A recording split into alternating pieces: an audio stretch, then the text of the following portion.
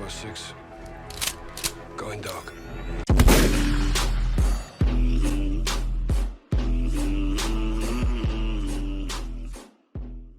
Hey, welcome back, guys.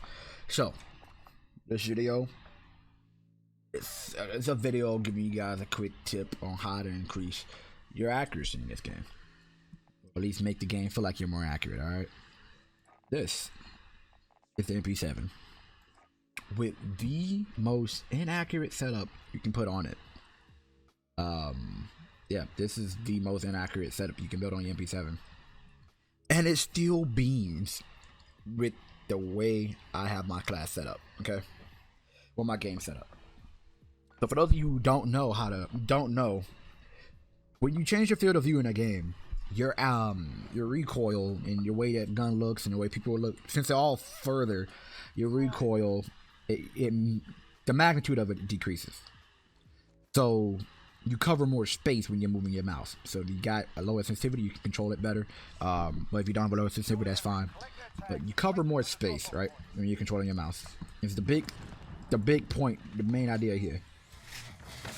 And the magnitude is smaller. So while technically speaking, the recoil is the same exact recoil, it looks less because the magnitude is less. But remember, since people are smaller, that magnitude is good enough to actually make your shots miss and such. Yep. I saw that coming, and I barely had any damage on me, dude. But what matters most is the fact that it, visually speaking, it looks less significant. And in previous Call of Duty games, that is what we're typically used to, is less visual recoil. One of the most jarring things in this game was when the game first came out, was the fact that guns express a significant more amount of visual recoil than previous Call of Duty games, right? So this reduces the, look at this. And that's with V-Words attachments, like V-Words recoil control attachment on your gun. So essentially, I struck another guy, really. I didn't, the guy wasn't there. So with this, you guys can get, it makes it easy for you guys to know, to see where you're shooting, because it's not visually impairing anymore. And if you guys can see where you're shooting, then, well, you can shoot people. Guy upstairs, let's go try to pick him off. What? Wait. Yeah, I got Ghost on. Why did he? I was using Dead Silence as well. I'm so lost.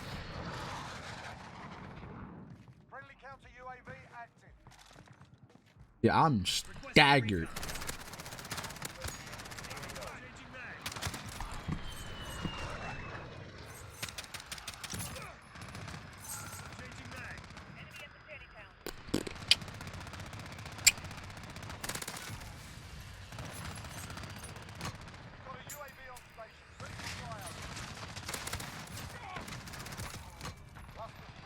I was ready for them to ping me, so I just rushed out there as hard as possible.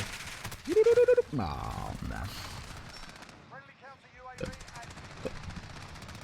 Oh, that's my teammate looking down. I'm about to say, what is this green laser coming from?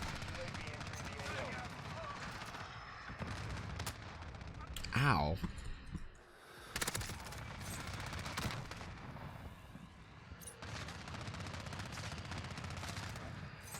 Get the weapons.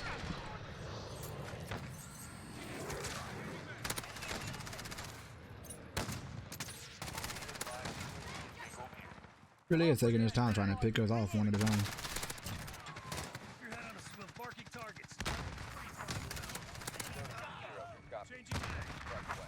Also, if you want to be, you just want to be better than everyone at this game, like, know when to super sprint.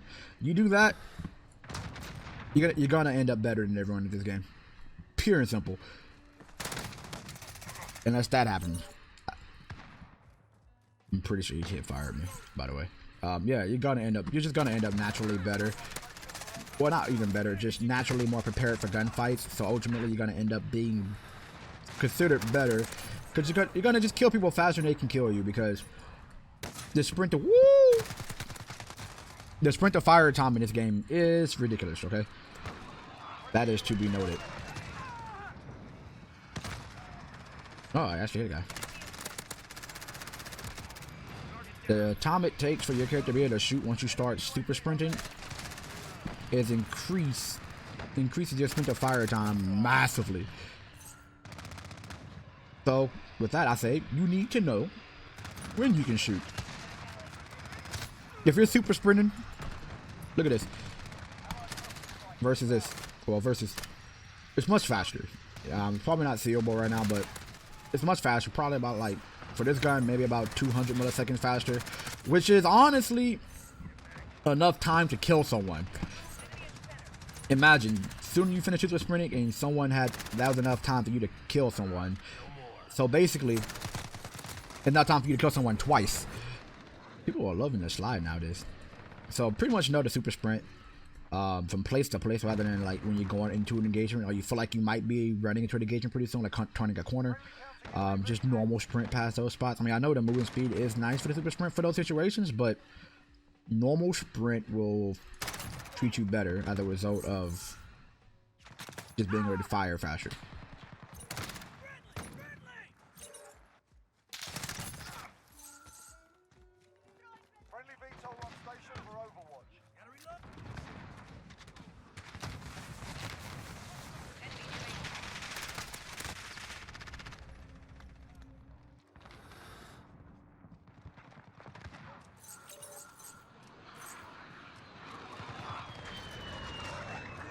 Got my tags, I don't need to fight him.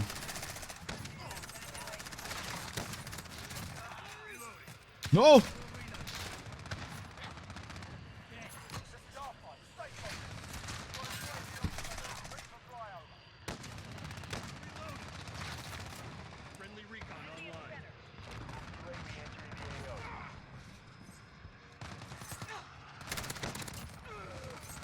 I was expecting him to slide. Oh, got it. Yeah. But yeah, you guys see what I'm talking about. I'm gonna show you guys a quick clip. Me inside of private match, right? Look at this jerk, just straight down. I jumped up and looked straight down, expecting him to to slide, but he didn't slide. So, yeah, I'm gonna show you guys the difference. It is super dramatic. And it actually helps out a lot, okay? I'm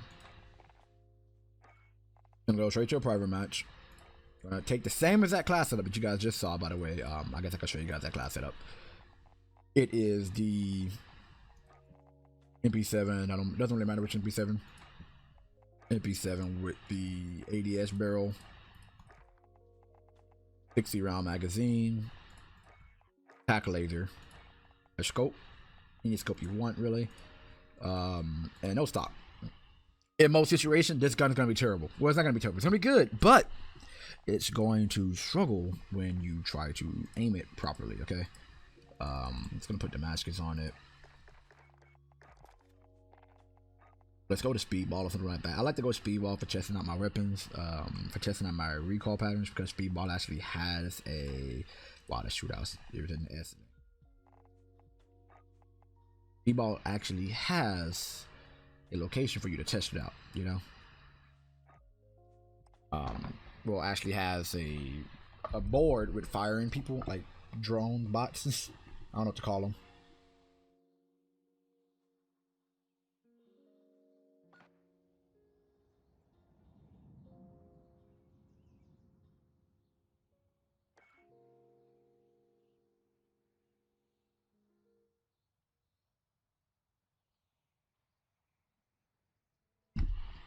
All right, so what you guys are gonna see the two recoil patterns compared to one another. I'm not even gonna use my mouse. I'm gonna just use I'm playing on a laptop, by the way, so I have a pad so I can just press and I won't have to influence it with my mouse at all.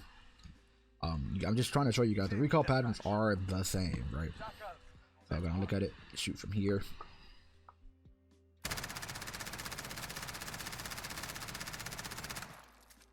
Okay. Versus this.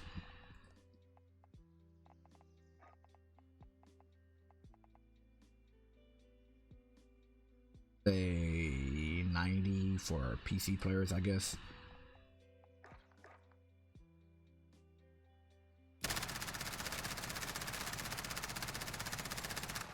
The recoil definitely looks a lot worse, right?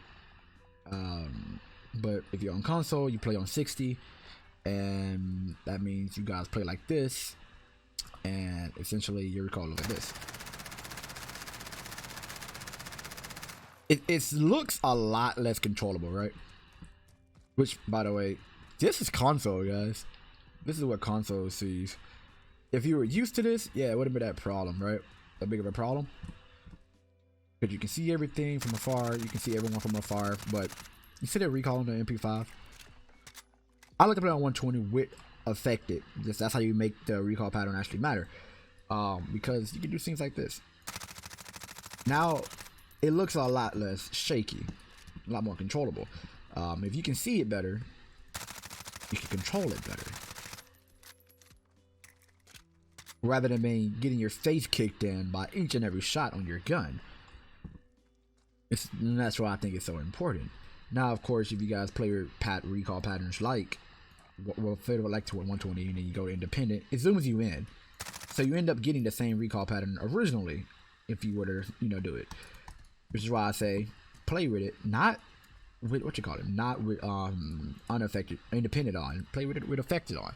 With affected, you zoom in, you see no zoom in on your scope. So it treats it as if you have the same exact field of view, right? So that's gonna make it where your guns are gonna just shoot more accurate. Well, feel more accurate, which means you can control your recoil more accurate because you feel more accurate with your gun. That's all I gotta say for this video, though. Thanks for watching. And see you guys in the next one.